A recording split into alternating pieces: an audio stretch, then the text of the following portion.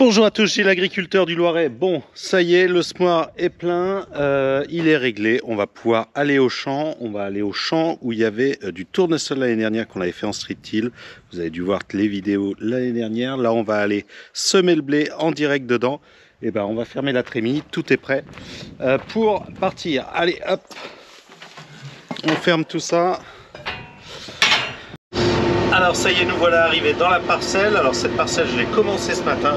Là il est 18 h, on a fait une quinzaine d'hectares. Il reste 4,5 hectares encore à faire. Donc là je viens de revenir du chargement. Et puis on va aller voir ce que ça donne un petit peu. Ce que ça donne au niveau du sol, c'est plutôt bien. Et puis ce que ça donne au niveau du placement de graines. Là pareil, un bon placement de graines. Allez, on va regarder ça. Donc notre sol, c'était un précédent tournesol qui avait été fait au strip till, c'est pour ça qu'on voit un petit peu ces billons entre guillemets. Et depuis, il n'y a rien eu de fait. Donc le sol est plutôt voilà, avec une bonne structure. On enfonce sans problème le tournevis dedans. Même dans les endroits où là par exemple c'était une trace de roue, on y arrive sans problème. Donc on a une structure qui est plutôt bonne. Voilà ce que ça donne au niveau du sol. Donc c'est pour ça que j'ai décidé de semer en direct, de limiter au maximum le travail du sol. Et puis bien évidemment de limiter aussi les coûts. Puisque le semoir de suite direct, ça coûte pas très cher. On use peu de gasoil, de GNR. Donc c'est assez intéressant. Alors regardons un petit peu au niveau de notre semis. Hop, donc nos graines sont ici, pas très profonds. Normalement, ils sont juste sur le côté.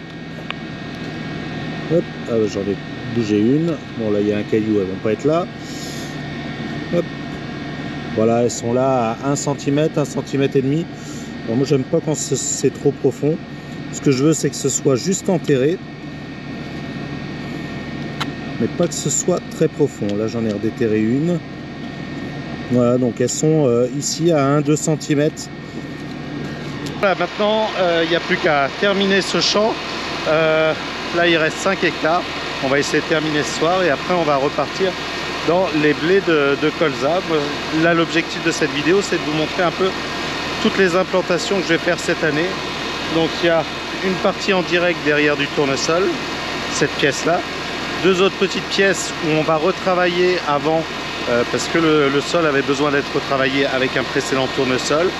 Ensuite, il y a une partie pareille avec un précédent colza, une partie en travaillé, une partie en non travaillé. Et puis après, il y a du blé derrière maïs. Donc il y a tout ça aspect cette année. J'ai à peu près 140 hectares de blé aspect. Donc on va voir cette semaine ce qu'on va faire, avec quel matériel, comment. Donc là, l'objectif, c'est de vous montrer un petit peu toutes les techniques que j'utilise cette semaine pour semer du blé. Donc nous voici dans les maïs. On n'a rien fait du tout, on a juste fait la récolte. Ça a été broyé par le cueilleur. Et voilà un petit peu ce que ça donne. Alors là, il y a une zone avec un petit peu moins de feuilles. On va aller regarder comment sont enterrées les graines. Alors déjà, on peut regarder que la terre, il n'y a pas de souci, on a des belles mottes. Avec de la vie dedans, elles sont trouées, donc ça c'est vraiment bien. Et au niveau de nos graines, elles sont censées être là. On va aller chercher un petit peu.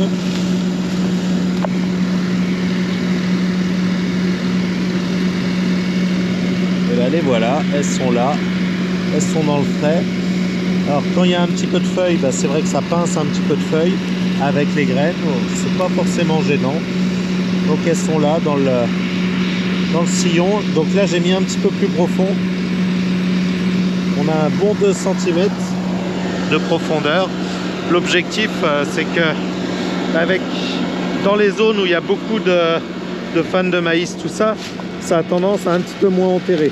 Néanmoins, hop, quand on enlève tout ça, il y a bien sûr des grains sur la surface, mais pas tant que ça. Voilà, là on en a, parce que justement c'est quand on sort, quand ça pince un petit peu les feuilles comme ça, on en a. Mais globalement c'est plutôt bien enterré. Alors je mets un petit peu plus justement de grains pour compenser cette baisse, ces quelques graines qui vont pas germer. Mais ça fait du très bon boulot, donc je suis très content. Ça bourre pas, ça ne se bouge pas. Pourquoi? Parce qu'on a la chance avec le temps. Là, le temps est vraiment exceptionnel. Donc, faut en profiter pour pouvoir passer pendant que le temps est aussi bon. Bon, là, je viens de redémarrer mon papa dans le deuxième champ de maïs. Donc là, c'est mon papa qui va semer. Là, cette partie-là, j'ai fait les fourrières hier soir. Nous, ce qu'on va faire, c'est qu'on va aller voir Samuel qui a dû arriver avec l'avatar de l'Accuma sur l'autre ferme parce qu'il va aussi semer cet après-midi. Cet après-midi, je vais avoir les deux semoirs qui vont tourner, celui de l'Accuma sur un chaume de colza et celui-là ici sur le chaume de maïs. L'objectif, c'est de tout finir ce soir parce qu'à partir de demain, on a une dégradation, avoir fini tout ce qui était en semi-direct dans les bonnes conditions. Donc c'est pour ça que je fais appel à l'Accuma. On va aller voir ça. Et puis là, ça fait du très bon boulot. Bon, il y a toujours un petit peu de grains en surface, surtout ici. Il y a beaucoup de cailloux, comme vous pouvez voir. Mais ils sont bien enterrés. Tiens, regardez, hop, ici, notre petit grain de blé. Voilà, il est pas très profond. Alors mon objectif, c'est qu'il soit juste bien recouvert. L'essentiel, c'est de ne pas voir du grain sur le dessus. Mais je ne recherche pas à ce qu'il soit très enterré. Pourquoi? Parce que je sais que dans mes terres ici, si jamais il se met à pleuvoir pas mal et qu'ils sont profonds, ils risquent d'avoir du mal à sortir. Donc l'objectif, c'est qu'il soit juste aller à 1 cm, 1 cm et demi. C'est parfait. Et là, quand on regarde comme ça au sol, allez, on voit quelques grains rouges qui traînent par-ci par-là parce que là on est vraiment dans une zone avec plein de cailloux. C'est sûr que quand le disque il est passé au-dessus, il en a mis obligatoirement un peu sur le dessus. Je ne sais même pas où est-ce qu'il les a mis. Non, il a dû les mettre à côté, ça va. Obligatoirement, il y en a quelques-uns au-dessus, mais là c'est tout à fait acceptable. Il ne va pas y avoir de problème. Et mon objectif vraiment, c'est surtout, s'il se met à pleuvoir, que ça se passe plutôt bien. Bon c'est parti pour papa. Donc heureusement que j'ai l'aide de mon papa, qui a retraité bien évidemment, mais qui me donne un petit coup de main pour pouvoir semer tout ça. Alors c'est vrai qu'avec le GPS, avec tout ça, ça aide beaucoup, mais c'est pas si simple non plus d'avoir... La technologie, elle aide beaucoup, mais elle complique aussi un petit peu. Et là, mon papa s'en sort très bien.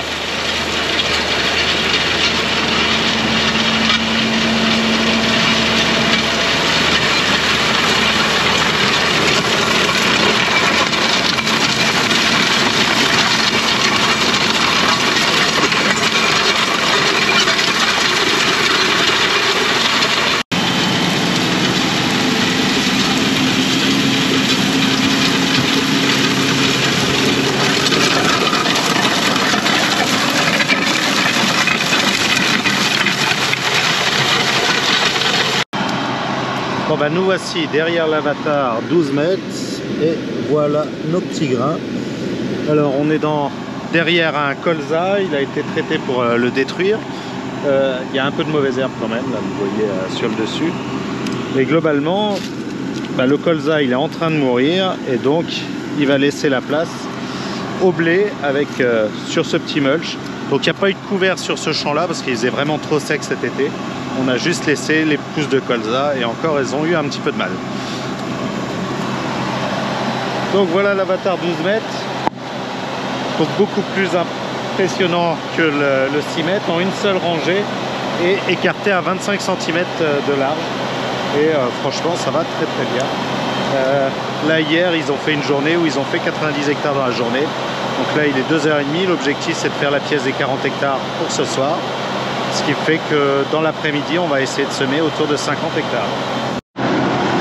Petit réglage de profondeur. C'est beaucoup plus facile avec celui-là. On tire, on décale. Avec le mien, il faut un marteau, une clé et puis surtout, il faut se mettre en dessous. Ça, c'est vraiment l'avantage de celui-là. Beaucoup plus facile à régler.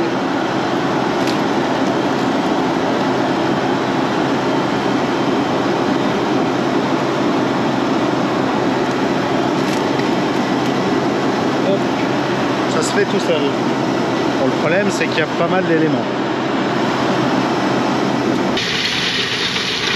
Bon, alors j'en profite pour vous parler un petit peu coût de mécanisation. Là, ce tracteur, au niveau de l'Accuma, avec ce semoir, en fait, il me coûte pas beaucoup plus cher que mon semoir avec mon tracteur. Pourquoi? Parce que il est en 12 mètres, donc on fait quand même plus d'hectares à l'heure. Et ça joue beaucoup. Pourquoi? Parce que le chauffeur, il est payé à l'heure, le tracteur, on le paye aussi à l'heure. Donc là, c'est vrai qu'en 12 mètres, il va être sur du 6 à 7 hectares à l'heure, là surtout qu'on a une très belle parcelle. Moi je suis entre 3 et 4 à l'heure, donc lui entre 6 et 8, donc 2 fois moins, 2 fois plus d'hectares de fait par cet ensemble. Là le coût, ça me coûte 20 € de l'hectare pour le semoir, environ 30, je crois que ça doit être 36 € pour le tracteur, et Samuel, le chauffeur, 20 € de l'heure. Comme les 36 € et les 20 €, on les divise par 7 à 8 hectares, en fait ça fait plus grand chose à l'hectare. Moi mon tracteur, ça me revient à ces mêmes prix, alors que là j'ai le chauffeur avec, parce que vraiment on dilue le prix du tracteur et le prix du chauffeur par le nombre d'hectares qui sont réalisés. Mon tracteur, moi, il me coûte seulement 20 € de l'hectare, mais j'en fais 2 fois moins. Et le chauffeur, quand c'est Samuel qui travaille, bon là, actuellement, c'est mon papa, il me coûte pas très cher, je le remercie beaucoup. Mais en contrepartie, ce coût du travail aussi est vraiment redivisé. L'autre objectif, bien évidemment, c'est de pouvoir tout faire en temps et en heure. Plus on est rapide sur les semis à cette période-là, on a vraiment des belles conditions en ce moment. Il faut les prendre parce que la semaine prochaine, on ne sait pas ce qui... Enfin si, on sait qu'ils annoncent de l'eau et on ne sait pas quel va être le temps derrière. Et en agriculture de conservation, lorsqu'on veut vraiment faire du semis direct, normalement dans un couvert, là cette année c'est dans seulement des repousses de colza, mais l'objectif étant de ne pas travailler s'il n'y a pas besoin de travailler le sol, et là dans cette parcelle, là il n'y a vraiment pas besoin, il faut réussir à le faire en très bonnes conditions. Donc il faut réussir à le faire un petit peu en avance, et dès qu'il va pleuvoir, dès qu'il faut arranger ce semoir de semis direct et trouver d'autres solutions. Et donc là, ça coûterait encore beaucoup plus cher. Donc voilà pourquoi est-ce que j'ai fait le choix de demander à l'Accuma de me faire une 40aine d'hectares sur les 150 que je dois faire en blé. Parce que ça me fait gagner du temps.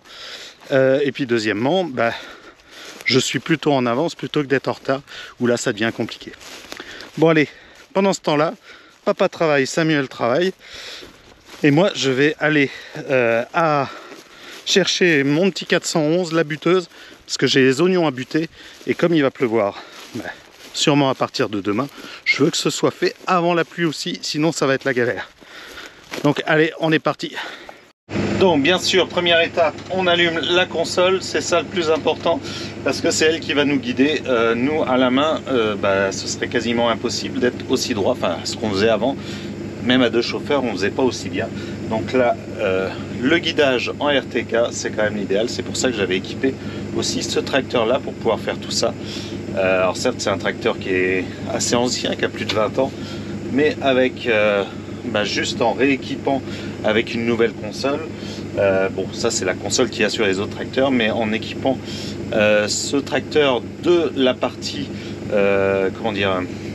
du bloc hydraulique pour pouvoir gérer directement la direction, en fait et du faisceau, ça nous permet de brancher la console d'un autre tracteur sur ce tracteur là juste pour cette partie là, et d'être guidé en RTK, d'avoir de l'isobus, mais là j'en ai pas besoin, et d'avoir l'ensemble pour vraiment être très très précis. Alors là je retrouve ma parcelle où j'avais fait ma plantation d'oignons, comme ça je la retrouve. Et j'ai exactement toutes les places où je suis passé exactement avec les bonnes lignes. Là j'ai même fait au niveau des courbes, sur les fourrières c'est un peu en courbe, et j'ai c'est passé exactement à la même place, c'est assez bluffant. Donc là on retrouve l'ensemble de... Ça a été un peu vite. On valide tout ça. Là, on retrouve l'ensemble de la parcelle. Donc là, il me reste 1, 2, 3, 4, 5, 6, 7 lignes à faire. Et ce sera terminé. Donc là, les lignes avec le trait jaune, c'est tous mes passages de traitement. Là, j'ai pas planté. Et bien sûr, je ne buterai pas pour pouvoir me laisser à chaque fois les passages de traitement pour pouvoir passer avec le tracteur. Donc là, le tracteur a pris la ligne. Hop, on va baisser notre buteuse. Mettre un petit peu de gaz.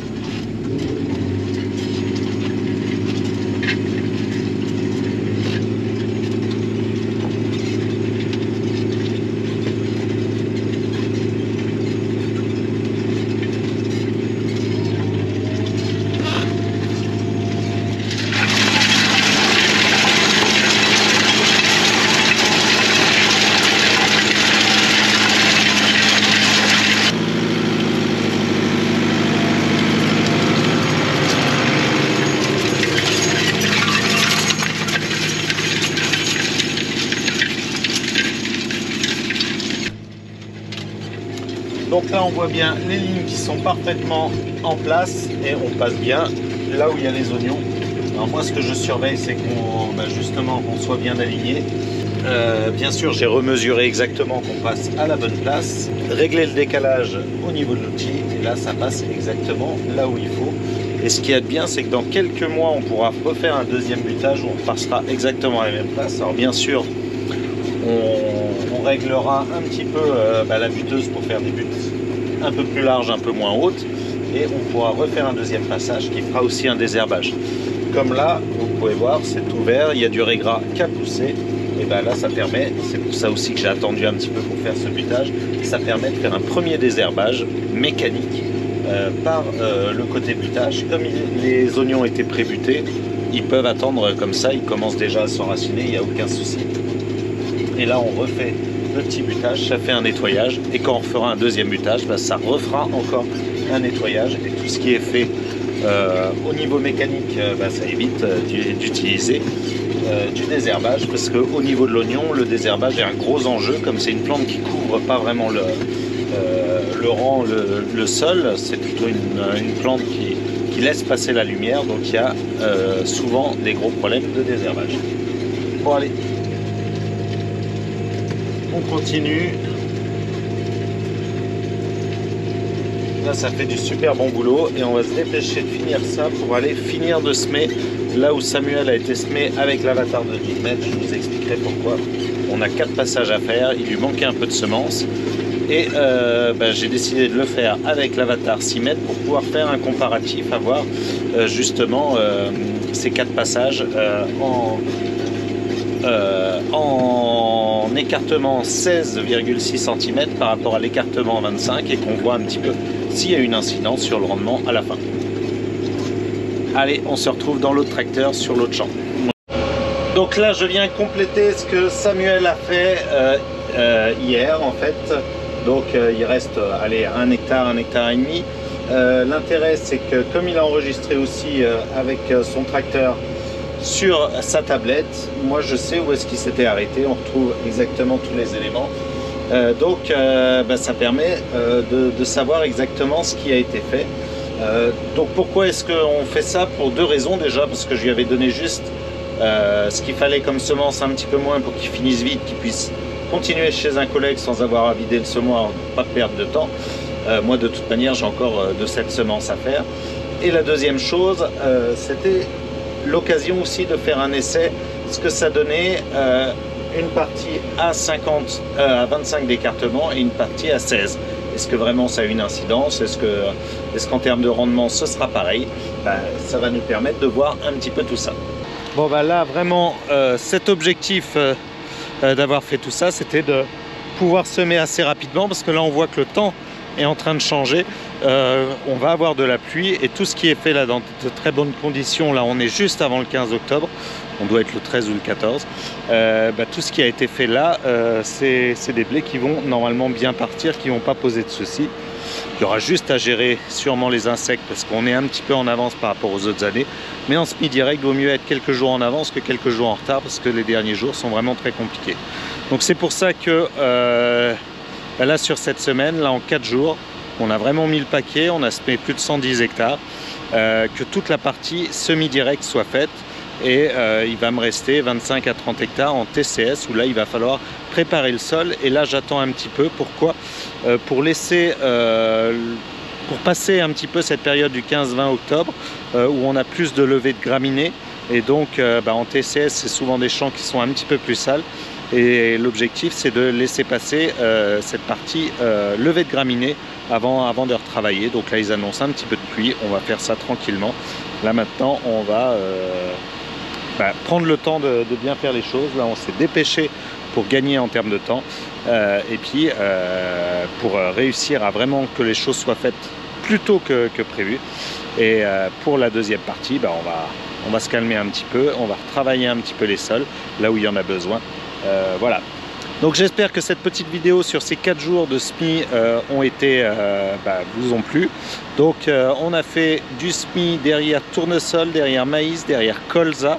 J'ai aussi buté les oignons, fait tout le désherbage de ces champs là aussi, il n'y a plus que ce champ là à désherber. Donc tout ça en 4 jours, 4-5 jours, parce que là on est le 5e jour en réalité. Aujourd'hui j'ai fini le butage des oignons et je vais finir là, cette parcelle là. Je fais plutôt des petites bricoles, mais c'est surtout 4 jours très intensifs. Voilà. Bon allez, à bientôt pour de nouvelles vidéos. Et puis moi je vous dis à samedi prochain. Allez, portez-vous bien.